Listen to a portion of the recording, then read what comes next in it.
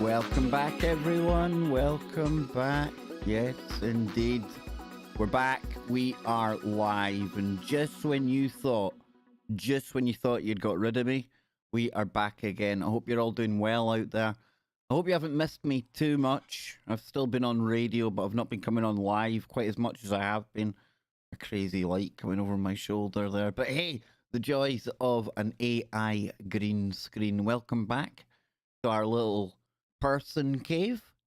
Can't call it the man cave because we're not all men here, right? I wouldn't want to offend anyone out there. Excuse me, it's ma'am. Talking of ma'am, we're going to be talking about the Mothman today. Yes, we're going to be taking a little look at the Mothman and a little look at a story I came across. I grabbed a headline and I thought, wow, that'll make perfect chilling material before we head on over and we get my good friend. You know who's on today. It is the man who I like to bring on when we're going toe-to-toe with the clowns of Clown World. Yes, indeed, Charlie Robinson will be in the hot seat today in just over 1 hour's time. So we're going to take it nice and easy, nice and relaxed. I've had a pretty awful couple of days, and I don't like to focus on the negative, but to kind of fill in or backfill why I've not been on. It's been a tough, crazy couple of days. When I came off the show last night, it was really, really weird because anyone who's known me now for over 4 years will remember when I had my heart attacks, it all happened after I'd had a call with Nano Girl, right? Just randomly sat at the table right here where I am right now. Boom. So last night, towards the end of the show with Nano Girl, I could feel a little bit of the breathing issues coming on. And then when I got off the show, I went to go to the toilet, came back, and boy, oh boy, did I get whacked with a good one. And it was in the back of my mind that I just cannot end up in hospital after Nano Girl been on the show because she'd get really paranoid then. She'd have got really paranoid, and that's the last thing I would want for my good friend Nano. It was me. I'd been pushing too hard, and I took a little kind of hint from my body today. Full relaxation, full rest, PPP-less. Yes, indeed. Time to clear out the system for a couple of days and provide you, the KBS audience, with what it is you keep coming back for. Woo, fun, games, comedy, and my scintillating conversation and company, right? Well, I hope it's something like that. So in the chat room today, listen, I just felt I needed to offer some kind of explanation for not being here. We're down to 23 on the live stream. We're getting lower and lower all the time, folks. I'm scaring people away. But no, it also meant I couldn't do my member stream this week. And on top of all this, right? On top of all this, forgot to mention, I've mentioned it already, but Anne, She is laid off with like a broken metatarsal or a foot that looks like a club foot. It does. It's swollen up to really, really gross proportions. So yes, it's been like crazy time in Bakerville. And I've tried as much as I can just to do the shows and not let anyone really pick up that there's been things going on in the background, but every so often the real world it encroaches, and we have to take care of that. But I'm back, and thank you, Lewis. Big shout out to you. We've got Bet there as well. Bernays Sauce. Good to see you, Bernays. Nice to see you. I think it was you that was laughing at one of my tweets today. Charlie Robinson's on tonight. He got me in the mood for poking fun at the clowns out there. And Owen Soyboy Schroyer, he's definitely one of my targets. Man, if ever there was a half man, a halfling, an absolute effort, a half effort of an entity, it would be that one there. So yes, I hope I provided you a little smile today, Bernays. We've got Rorschach in there. Good to see you.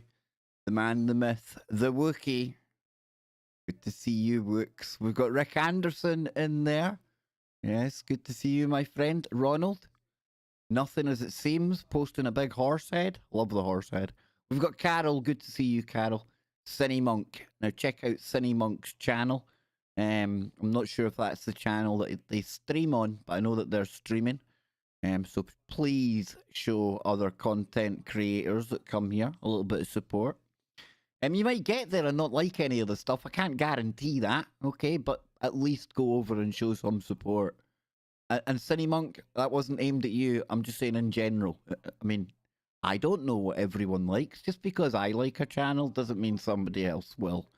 So we've got a channel I do like, and he's going to be our special guest tomorrow. And I'll let you in on a really fun secret. Our special guest tomorrow had forgotten the very special topic that he'd lined up to speak about. But that's okay, because that's how Jimmy Jeans rolls. Yes, or is it Jesse? I need to speak to him on any given day to know whether I'm speaking to Jesse, Jimmy, or full warlock mode. Have you not seen Jimmy in full warlock mode yet? Oh, I think we'll need to bring Jimmy on and get him into full warlock mode. Jimmy's sitting at home thinking right now, what the F? It's warlock mode. Jimmy will make up as we go along, dude. What we do best. So we've got Pollination in there, who likes to strum on his guitar and give us a good tune. Yes, we've got the Wookie. I've done him. ZX. Who else? Buzzachino. A show by a man called Kev Baker. He knows how it is, not a faker. The woo that he'll give us will give us the shivers. And on Fridays, the tales, they will shake you. I'm telling you, man, we've got our own like Shakespeare in here. We've got it all going on. There might only be 30 people in here, but you're a talented 30 people. Let me tell you. We've got Gigi, great name. We have got Paul G82, ZX the Wookie in first. Jose Ramon Francis. Now, if I've missed anyone at the end there, like Jolly Bridge Burner, you're late. Marty, you're late. Thor, you're late as well. I'm only joking. Regla, good to see you. Let us remind our newcomers who's going to be on the show today. Our good man, Charlie Robinson. There she was, my better half, Anne. Oh, hang on now. I need to get that chat behind my head, right? That would be a start. There we go. Some people are saying, no, Kev, leave the chat in front of your face. Dave looks better with like script running on him. So we've got Charlie on tonight, okay? And like I was saying, today we're going to talk about John Keel, the man behind the Mothman Prophecies. And this has all been inspired by me listening. And ignore the top bit there, folks. It's not that the Visa card is incorrect. It's that I just haven't paid the bill and I'm not intending to for a while. So, Mothman Prophecies, right? This is the book that really opened my eyes to who this character here, John Keel, is. And we talk about the Mothman a heck of a lot on the show. Ken Webb changed the channel. Now, there'll only be certain people that have been on YouTube long enough to remember who Change the Channel was. Well, he used to hang out with me and Scotty and the troops over on Freaky Friday. And any time we would talk about the Mothman, Ken Webb changed the channel, would crack up. And the reason he would crack up is because he just thinks it's a totally pathetic name for something that's meant to be a scary monster. It's like Mothman. What kind of scary monster would call himself the Mothman? And the thing I used to remind Ken of all the time was, I don't think anyone really consulted the beastie, the big 7-foot flying thing, to see what it wanted to be called, or what maybe its Latin or Greek name was, you know? So Mothman it is, and it says here, West Virginia, 1966. Now that's a date that me and Rick Anderson and other Scots people listening to this show are going to get shivers down our spine. Because we know that 1966, if you live in the UK, is famous for only one thing, right? Some team winning a World Cup. Who knew? Go figure. We're going to beat them this summer, though. Yes, we will beat them this summer. Oh boy, wait for that stream if we beat the old enemy. But anyway, also in 1966, John Keel, West Virginia. I digress. For 13 months, the town of Point Pleasant is gripped by a real-life nightmare that culminates in a tragedy that makes headlines around the world. Strange occurrences and sightings, including a bizarre winged apparition that becomes known as a Mothman. Excuse me, it's ma'am. Depending on what sex it is. Trouble this ordinary American community. Now, mysterious lights are seen moving across the sky. Domestic animals are found slaughtered and mutilated. And journalist John Keel, arriving to investigate the freakish events, soon finds himself an integral part of an eerie and unfathomable mystery. This has been translated into over 13 languages, and John Keel's unsettling account of what he encountered in Point Pleasant has been regarded as a classic in the literature of the unexplained. It's now a basis of a major motion picture starring Richard Gere and Laura Linney. Now then, the Mothman, for me, is just the tip of the iceberg when it comes to what was going on in and around Point Pleasant and the surrounding areas, not just in 1966, but over the course of a couple of years. You're talking about UFOs, you're talking about numerous different cryptids being spotted by eyewitnesses and described, not only to John Keel, but to other investigators as well. You've got various reports of strange men in black type entities. And I use the word entity deliberately there because I don't think there's anything human sounding about some of the things John Keel writes about. You've got technology that mysteriously works one minute, goes off the next. Did I mention the UFOs? Yes. You've got people trying to interfere or pretending to be a part of John Keel's team and then going and visiting or calling some of the witnesses. Folks, whatever was going on in and around Point Pleasant, West Virginia in the 60s, it's absolutely off the charts crazy. We talk about Skinwalker Ranch a lot here on the show, and rightly so, because if you're into the paranormal, you're into the weird, the woo, Skinwalker's got pretty much everything, right? Well, so is Point Pleasant, and West Virginia itself. This is one thing I found quite interesting, and I'll need to speak to Nacy about this one, but John Keel, when he was talking about, or when he was researching into the area of West Virginia, and then this kind of surrounding locale of Point Pleasant, one of the things that's quite striking is that compared to the rest of the United States, there isn't a rich history of the Paleo Americans, the Native Americans, that Nacy often comes on to talk about. And that made me wonder whether it was perhaps cursed at one time, whether the Native Americans were aware of something in that area long before we ever turned up, which is a distinct possibility. Maybe there is some kind of natural Stargate there that they knew about, which prevented them from living in what's a really kind of optimum piece of real estate, you know, good for farming, good climate. No reason why you shouldn't get the Native Americans moving in there unless they knew something we didn't. Unless they knew something we didn't. So we're going to take a little look at the guy. The guy that I am really very fond of when it comes to the way he goes about, or the way he went about doing his research. John Keel. I mentioned to Travis the other day on Warrior Mode, because Travis is somebody who's worked on a documentary about Point Pleasant, about the whole Mothman scenario. And I was kind of typing with Travis in the background as the conversation was going, that we should really do a John Keel special. And that's caused me to take a look at who the character is. And it doesn't take away any of the interest for me. He's fascinating. Fascinating guy. So we're going to take a little look at that today. Then we're going to take a little look at a story about an ancient alien AI. Yes, indeed.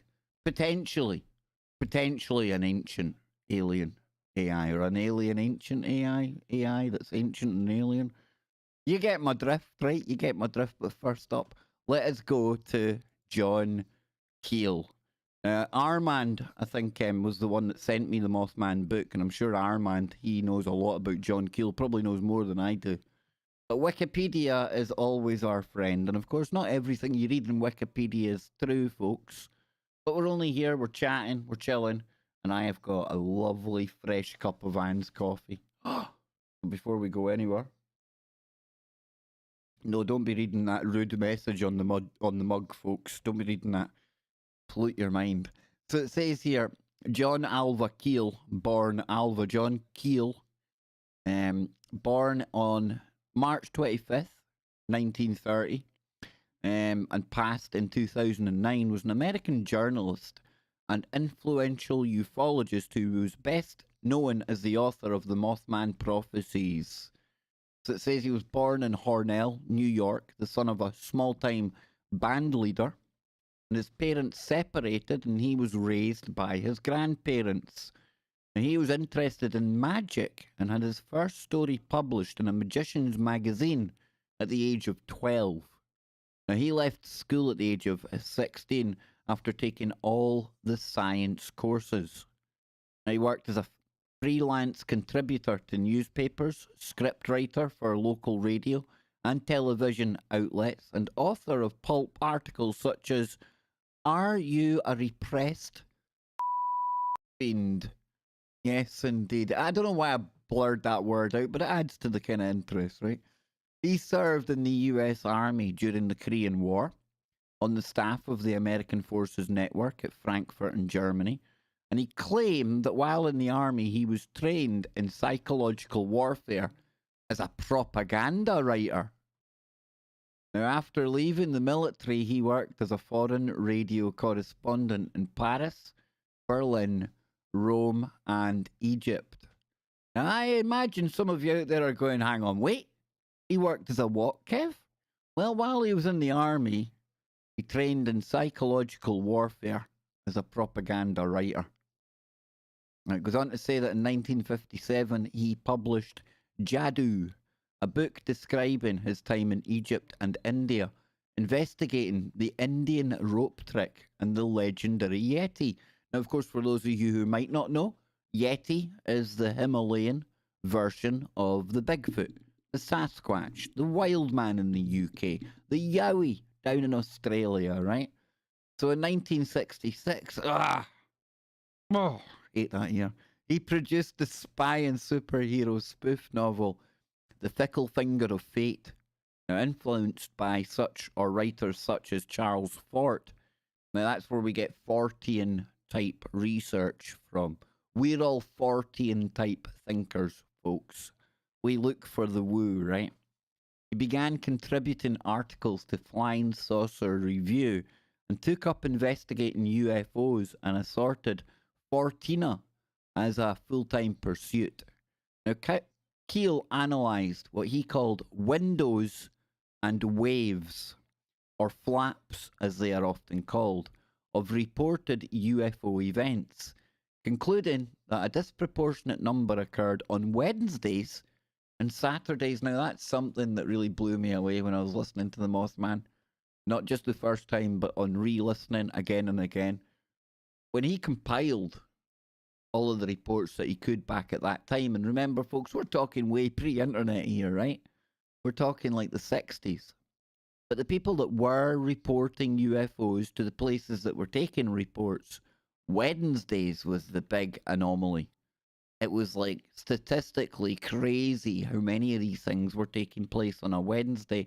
And it got to the point that people would be descending to around the TNT factory on a Wednesday night to see if they could catch the latest kind of activity going on. And I say the latest type of activity because we had everything from low flying UFO type objects to things that looked like massive rectangles flying at low altitude. We had lights that were responding to Morse code. Everything you can potentially think of when it comes to strange and paranormal and supernatural and woo. This place had it all going on. All going on. So it goes on to say here, a member of the Screenwriters Guild, Keel reportedly wrote scripts for Get Smart, The Monkees, Mac and Meyer for Hire, and Lost in Space. Now that was a cracking show. The original one. The remake is quite good as well, I must admit. In 1967, Keel popularized the term Men in Black in an article for the Men's Adventure magazine Saga entitled UFO Agents of Terror. You see this? The Men in Black for me was always just the Men in Black and kind of Tommy Lee Jones, Will Smith type goons from the government type idea in my mind. Always thought the Men in Black were a very human thing. But it was John Keel's book that really made me rethink that whole scenario. Because when you take into account some of the reports that people make about some of these men or entities in black, it's really out there. Even for somebody like me, it's like, wow, that sounds crazy. Like one example, somebody's got jello on the side, and instead of going to eat it like you would eat it, they're trying to drink it. And they had to explain, no, you don't take it like that. So just weird stuff like that, and like getting something to eat and then inspecting the knife and fork and not really knowing how to use it, and weird shenanigan-y type things. But I have to hold myself to my high standards that I've been setting recently, right? Because we should never get away, or we at least can never forget the fact that at one time he did write psychological warfare for the military. Now, does that mean that from that point forth, everything he wrote then must be discredited and discounted? No, I don't think that at all. But we have to be on our toes. Because any good psychological type operation, it's going to weave the lie into truths. And you've got to be on your toes every sentence on every page, and discernment finely tuned to pick out the good bits, see what resonates with you, see what doesn't. And in the end of the day, when it comes to somebody like John Keel, the Mothman Prophecies, somebody who isn't here anymore and isn't propagandizing us anymore, maybe there isn't such an urgency to kind of debunk that work. On the flip side of that, there's a lot of propagandists at work right now, and a lot of them are operating under the guise of being the alternative media. They're not alternative folks, but that's for another show altogether. It says here, the rejection of the extraterrestrial hypothesis. But what? Yes, indeed. So like contemporary 1960s researchers such as J. Allen Hynek and Jacques Vallée, Keel was initially hopeful that he could somehow validate the prevailing ET visitation hypothesis. However, after 1 year of investigations, Keel concluded that the ET hypothesis was untenable. Indeed, both Hynek and Vallée eventually arrived at a similar conclusion, and as Keel wrote himself, I abandoned the extraterrestrial hypothesis in 1967. I wonder if that was in any way influenced by England winning the World Cup. Probably not. That's my own paranoia, right?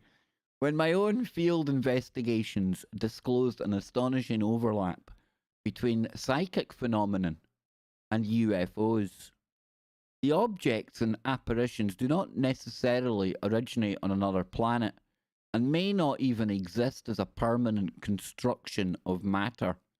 It is more likely that we see what we want to see, and we interpret such visions according to our contemporary beliefs. Mic drop. That's why I think you can have people that are, just for an example's sake, you get two people traveling in a car.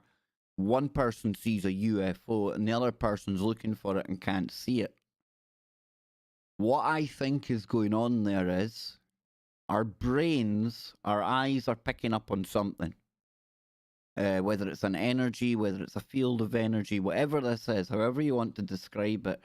And then our brains are interpreting what's coming in.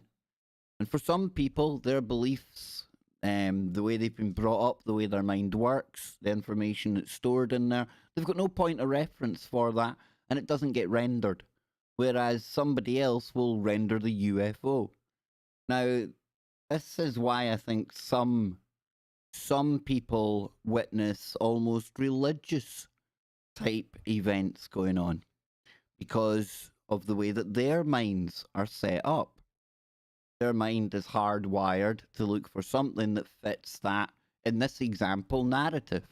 So something strange, something otherworldly, where maybe somebody into science is going to see a UFO, somebody into aliens is going to decode the little grey man with the big black eyes. Maybe somebody that's more religious leaning is going to see a demon, a ghost, an angel. It's all dependent on the individual observer. But there's something energetic there in the first place. There's something tangible there for our brains to even be going to that length. But what is it? What is it? Now, where I differ from Keel is I do think there's other planets out there where there's life. Now, whether they're visiting us, that I can't determine.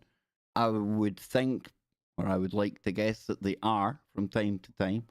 So you see, you've got this mix of things, right? You could see a physical object that's as physical as one of our airplanes and travelled here, but there's also this interdimensional, energetic type thing. It's weird. Where you get UFOs, you get Bigfoot. Where you get Bigfoot, you might get a Mothman. Where you get a Mothman, you might end up getting 411 missing people and hauntings and all of the kind of Pandora's box of supernatural type things that we can think of. They'll start occurring in and around the same place. Well, are these all individual events, or is it the same energy that's been experienced differently by the individuals? As always, folks, there's one real hard and fast rule around here on KBS, and that is that, as always, I provide and I'll let you decide.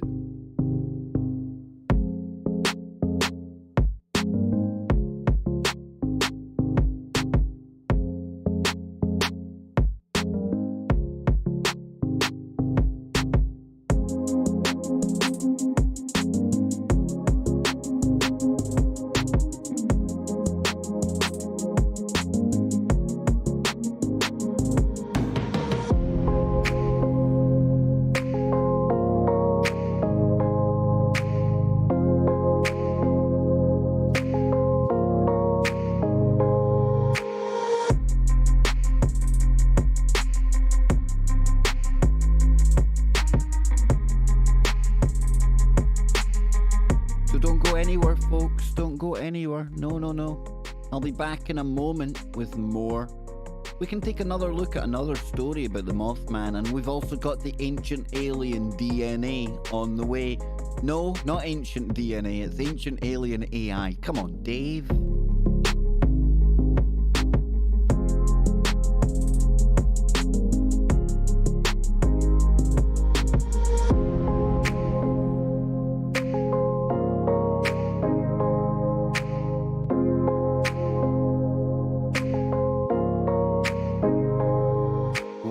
To give Marty a big round of applause. Marty's going into lurk mode. The dogs are practically jumping on top of her. Get out for a walk. Good luck with that one, Marty. Big shout out to Wanda Urker. I like that. Cassie, the Wookiee. Who else can I see? Polly. Yes, indeed. We'll be back in a moment.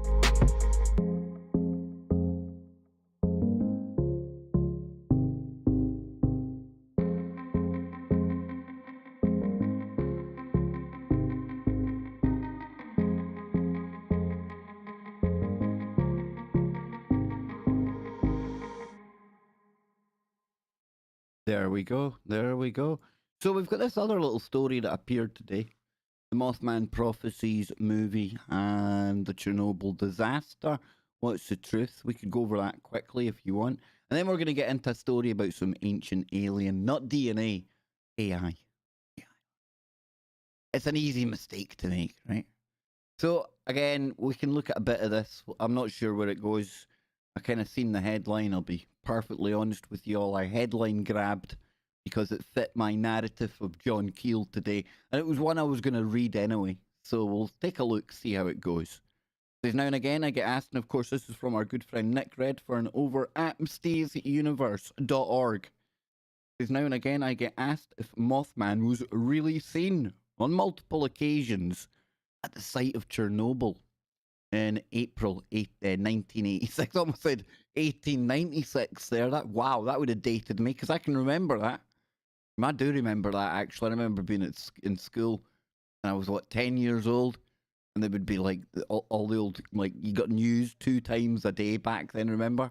You'd be sitting waiting for the news to come on about 6 o'clock with your dinner and terrified that wind was taking dangerous radioactive stuff to Scotland, and some ended up here. But I remember it well. I remember it like it was yesterday. And as a follow-up to my recent article on Mothman, Gary Barker, not to be mistaken with Dave Barker, and John Keel, it's happened again. And if anyone's wondering why I'm calling myself Dave Barker now, it's because a guy over on the Union of the Unwanted said that Barker chap that was just speaking. So I take it he mean me. I take it. But I had equally insulted him by the guy from Gematria, who I didn't know. No, was it Gematria? No, it's Gemerica, it's called. I can't, Grimerica? Gematria? I can't remember the name of the show, so I've insulted them twice now. Sorry, dude. But it goes on to say here, it's happened again. 2 people have asked me about the Mothman Chernobyl story. The fact is that no, Mothman was not specifically seen at Chernobyl. I should really... No. Is that working? Is it working? Yes, it's working. Oh, it sounds weird today. Oh, somebody's broke my soy boy. Anyway, anywho, now I'm just messing around. Back to this. Oh, however, there are good reasons why people might think the Winged Menace. Now, you see, that would have been a better name than the Mothman, right? The Winged Menace. Ken Webb would approve of that. I think I'm going to start calling it the Winged Menace from now on. Excuse me, it's man. Okay then, it's Mothman it is. Okay, good. I stand corrected. However, there are good reasons why people might think the Winged Menace was there. Before we get to the matter of the subject, however, here's a bit of background information on what went down at Chernobyl. Well, we know what went down. I want to know if the Mothman was there. With all that said, it's now time to take a look at the controversial Chernobyl connection or non-connection.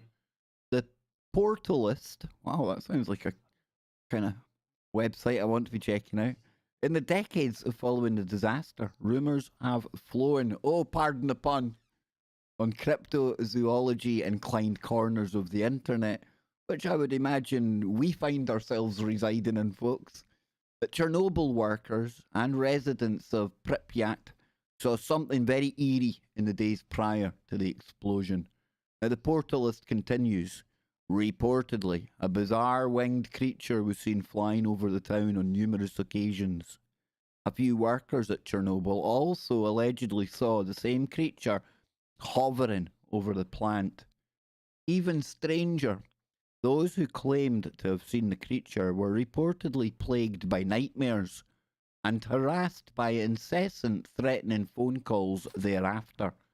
Many claimed that the creature resembled a man-like bird with red eyes, and some came to refer to it as the Blackbird of Chernobyl. Even that's scarier than the Mothman, right? Wow. Winged, ominous winged cryptid. Menace. Now, on to Lauren Coleman, who says of all this, John Keel and I openly discussed with the media and did our best to straighten out the record regarding the mythos that became the Chernobyl Mothman accounts. The Chernobyl story, the Galveston Hurricane Mothman tie-up, and other examples given in the 2002 movie were pure fiction. Lauren continued that, quote, right after the movie was released, various websites posted the Chernobyl Mothman sightings as factual, but there is not one thread of evidence that any winged weirdies were witnessed before the Chernobyl accident. It's a bit of science fiction that has, unfortunately, moved into pseudo-factoid cryptozoology. And that's not quite the end of the situation, however. We have to now go back 30 years. Now, before we do that, I want you to think about this, though. I want you to think about this.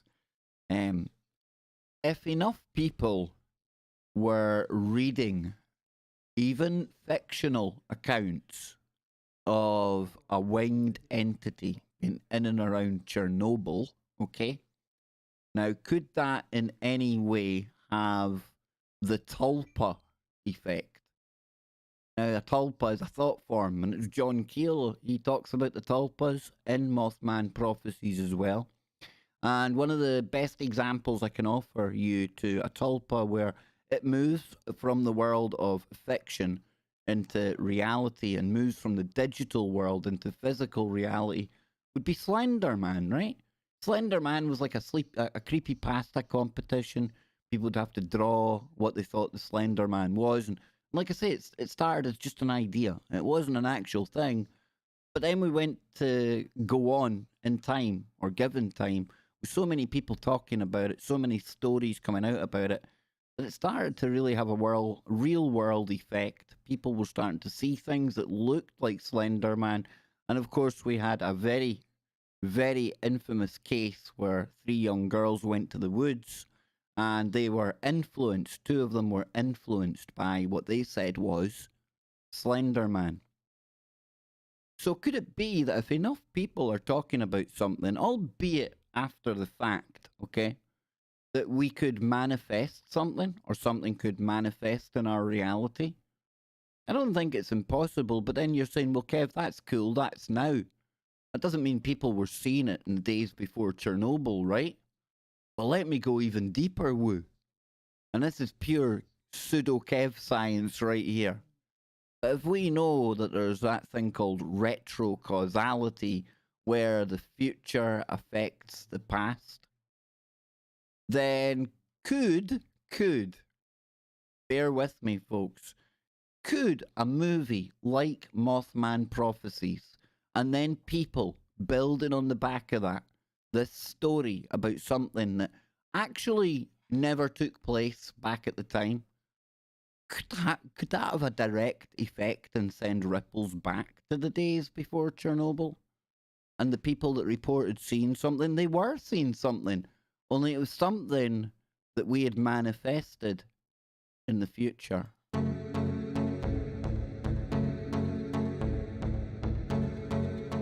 I'll let you ponder that one, then we'll be back in a moment, folks. We'll be back in a moment. Yes, indeed.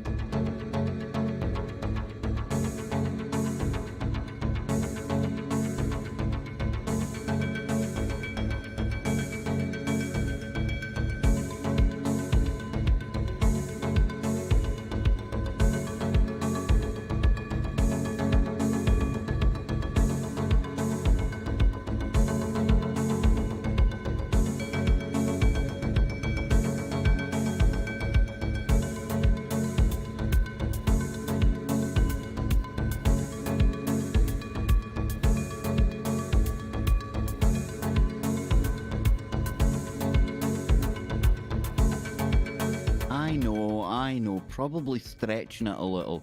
But it's not like I'm trying to convince anybody. I don't have any dog in this fight. It's just the ramblings of a madman in the corner of his living room in a flat in Glasgow, smart city, Glasgow, Scotland. I provide, you decide. I don't know. I don't know, folks, but what does that look like? We talk about, well, I sometimes bring up this retro causality a lot. I think a lot of the weirdness that we're living through right now is the direct result of some weird, whacked out, crazy event in the future that we're slowly catching up to. And if that's the case, then it's going to get more and more wackadoodle the closer we get to it. So, what does it look like when writing stories about something that never happened on a specific date? Can that and have that retro causality effect? I don't know. I don't know. These are all the types of weird questions I ask myself when I'm sitting taking a dump. So I thought I'd share it with you. But if we go back to this story here, it says in 1991, Illuminate. That subsidiary of the Illuminati. Illuminate Press published a then new edition of John Keel's 1975 book. It's like the King James version. It's like they've taken John Keel's work and there's like all different versions of it. Well, I read the John Keel version 1966. I'm more of a Illuminate 1975 type version guy. I don't know. So at the end of the book, there's a 7-page long new afterword from Keel, dated July 10th, 1991. Towards the end of the afterword, Keel says something interesting. His history does repeat itself. In the 1980s, the Soviet Union was suddenly engulfed with UFOs and monsters, and a classic repetition of what happened in the USA in the 1950s and 60s. As in the Great American Wave of those decades, it all seemed to have very important meanings, and innumerable events were subject to all kinds of interpretations, ranging from the occult occult and religious to scientific and the cosmic. Bright lights were haunting Soviet atomic plants, and hundreds of remote little towns were plunged into the same kind of Twilight Zone horror that once gripped Point Pleasant. And to finish, it says, by referencing in 1991, A, the Soviet Union being, quote, engulfed with UFOs and monsters, B, Soviet atomic plants, and C, little Russian towns been plunged into the same kind of horror that descended on Point Pleasant. It may well be that it was Keel himself who inadvertently helped to provoke the Chernobyl legends. Certainly, it's easy to see how and why Keel references to Soviet atomic facilities and to monsters in Russia, and all in the same breath, no less, could have provoked rumours of a Chernobyl connection years later. Well, for me, folks, the jury on the Chernobyl Mothman is very much still out. But when it comes to the Point Pleasant Mothman, for me, it's a closed case. It really, really is. And what we'll do now is we'll have a minute or so, then I'll come back to you with this really interesting headline right here. Artificial intelligence is billions of years old. Stick that one in your pipe and have a little think about it. And we'll be back in just a moment. Don't go anywhere.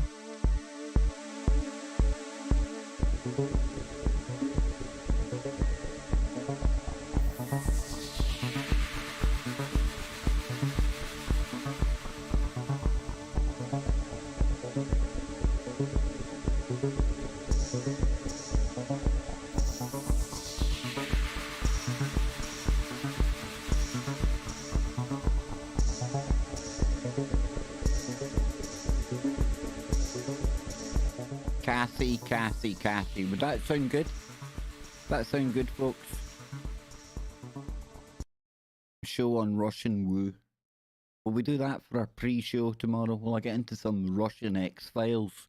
You know how people used to call me Kremlin Kev anyway. I think it's time for me to reclaim that title that I had no part in bestowing upon myself. Okay, maybe just a little bit.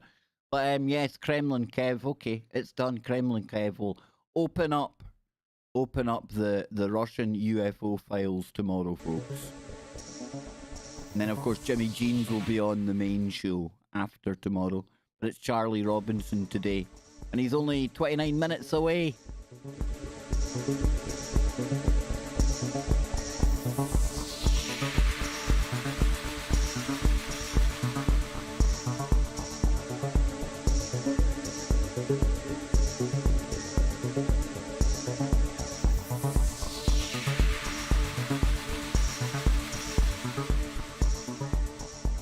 There we go, there we go. There we go, we're back, we're back. So this here, when I seen the headline, I must admit, I thought that there is perfect material for us to chill out, finish off our coffee, before we go and get Charlie Robinson and we take on the clowns of Clown World. Oh yeah. Ancient Alien AI. If there are other planets out there that have at any time throughout the billions of years that this universe allegedly has been going on the go, or a simulation as I like to call it, then if they followed a similar path to us, i.e. they went down the road of creating computers and stuff like that, then for me, I think if any civilization is not interrupted by cataclysm, or they don't kill themselves first with some of the technology, i.e. nukes, then I do think that at some point it would be feasible to think that this has been done before. Artificial intelligence. When I used to speak with Anthony Patch, one thing that became clear to me, even though when we were looking at cutting edge science, there was nothing new under the sun. Nothing new under the sun. And I don't like talking about belief systems on the stream. I think it's very divisive. It causes much division in chat rooms and things like that. But I have a kind of unique take on Christianity. I wouldn't even call myself a Christian because of it. But when I hear God, I think of intelligence. The purest, most divine type of intelligence there could ever be. So on that, or with that in mind, then the flip side of God would be the anti of that, the really darkest side of that. Really dark code, really bad code. Code all the same. And similarly, almost as divine, but corrupted and warped and at the other end of the spectrum, okay? So that takes care of your bad guy out there. Some call him Satan, whatever you want. But we were made in his image, we get told, if you're a follower of that particular book. And if that's the case, then by true definition of that, if we're made in his image, then we ourselves are intelligence, and what's to stop us then creating something similarly intelligent, not in our image, but in silicon? Okay? So if we're doing that, then, like I say, if there's been other civilizations, maybe even on this planet, yeah, let's not even go out there. We don't even have to leave our own solar system. Let's, for example, use Mars, right? Mars looks like a desolate waste ground. It looks like somebody wiped it out with a nuclear war, to be honest with you. And then you look at Cairo and the Arabic for Cairo, base of Mars, Mars base. Did we come from there? But what if we potentially had an AI that civilization created? It got rogue and took things out. So the reason I bring all that up and I'm confusing the hell out of you is because I think in my mind, when I see that headline, I think, yep, I can go with that. I also think about my conversation with Geordie Rose when he was very vague when I asked him the question about what it looks like when you get 10% extra resources back. Even asking him, is that like a communication with another AI that's out there? Very vague answers, right? Very vague. But maybe it is.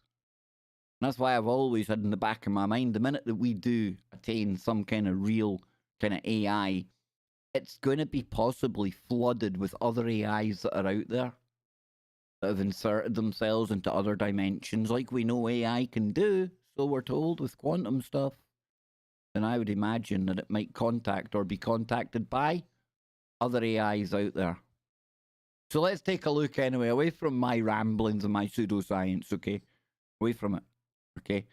It says artificial intelligence is billions of years old. While the scientific community debates Harvard astrophysicist Avi Loeb's bold conjecture that our solar system has been visited by an advanced ET civilization, philosopher Susan Schneider, who holds the Baruch Bloomberg Chair, Library of Congress, and NASA, preemptively upped the ante, suggesting that artificial intelligence exists out in the universe and it's billions of years old. Quote, I do not believe that most advanced alien civilizations will be biological, says Susan Schneider of the University of Connecticut and the Institute for Advanced Studies at Princeton. The most sophisticated civilizations will be post-biological forms of artificial intelligence or alien superintelligence. Now, Schneider is one of the few thinkers outside the realms of science fiction that have considered the notion of artificial intelligence is already out there and has been for eons.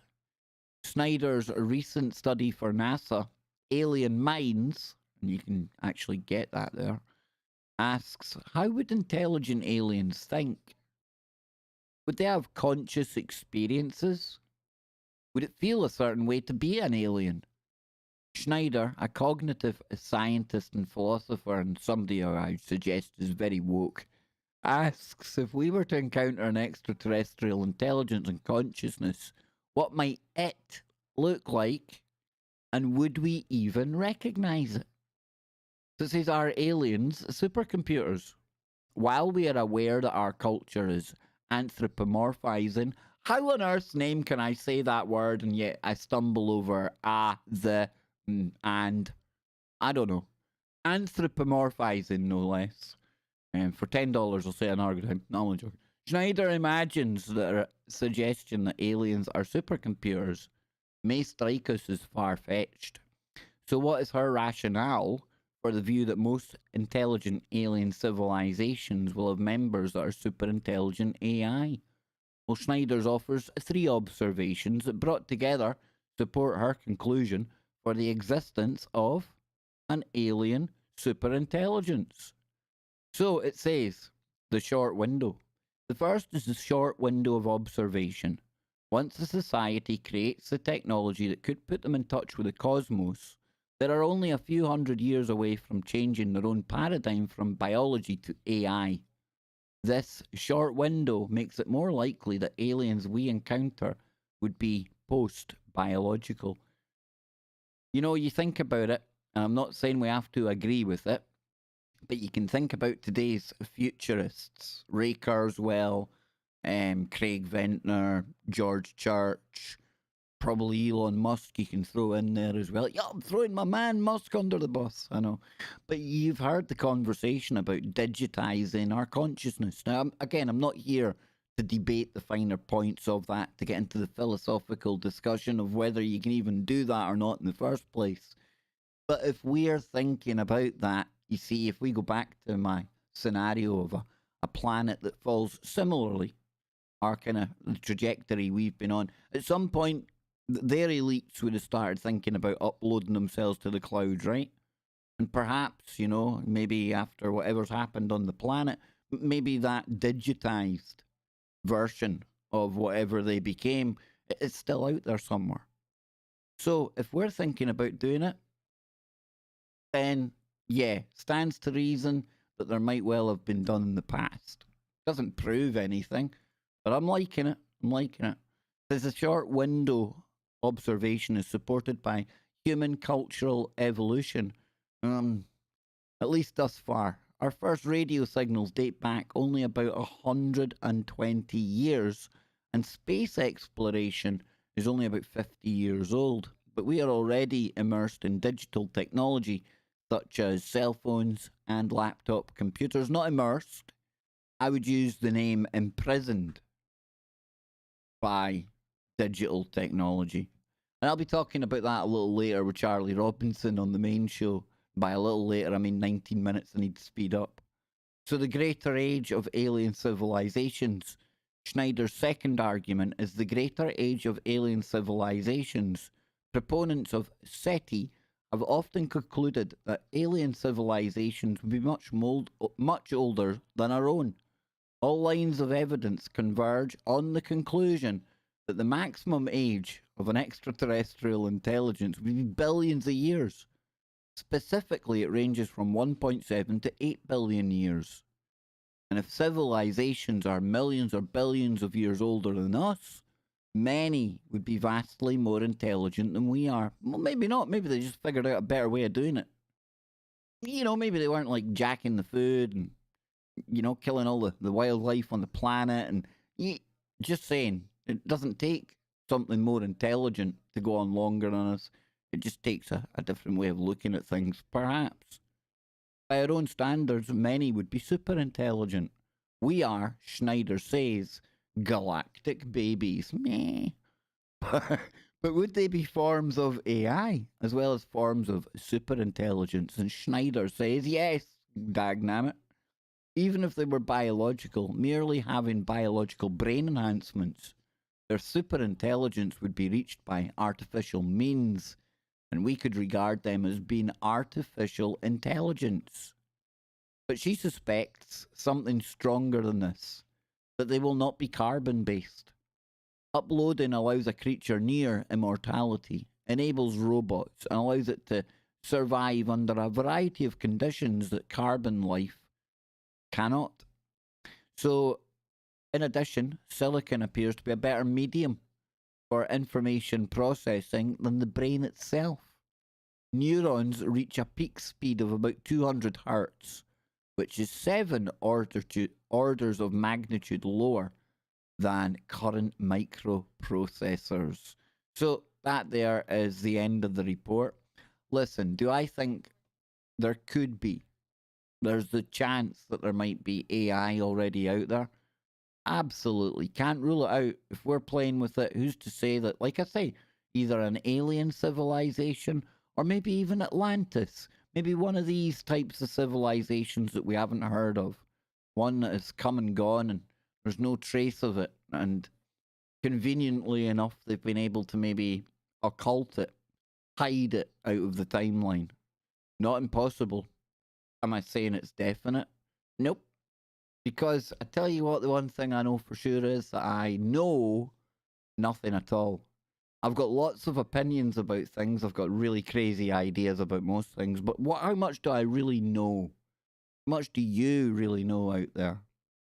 Sometimes it's the not knowing and the conversations you can have around something that makes it all that more interesting. And talking about interesting conversations, what a brilliant segue, Baker. Coming up in just 16 minutes' time, it's my man Charlie Robinson. Just another crazy day in Clown World, folks. Just another crazy day in Clown World. So listen, I hope I managed to brighten up your day, even slightly. Maybe take away from some of the mundane craziness of what days have become now. Maybe I've hopefully infotained you along the way. But in the end of the day, the main thing is I provide, you decide. Go and check out Mothman. Go and check out John Keel's work. Go and check out the ancient AI. Go and think about these things yourself. Because you, ladies and gentlemen, you're the most important person in your simulation. So on that note, folks, I am going to take my leave. I'm going to get ready to depart. I'm going to go and get ready to get Charlie Robinson. He's probably waiting in the green room as we speak. It wouldn't surprise me. But until next time, if it's tomorrow, I'll be back here, same time, same place, with Russian X-Files. For everyone else, you can catch me over on tfrlive.com in about 15 minutes. You can also get that on TalkStream Live. You can also hear it on the Paranormal Radio app. So until next time, keep your mind open. Keep looking for the woo, but not to the point where your brain turns to black goo.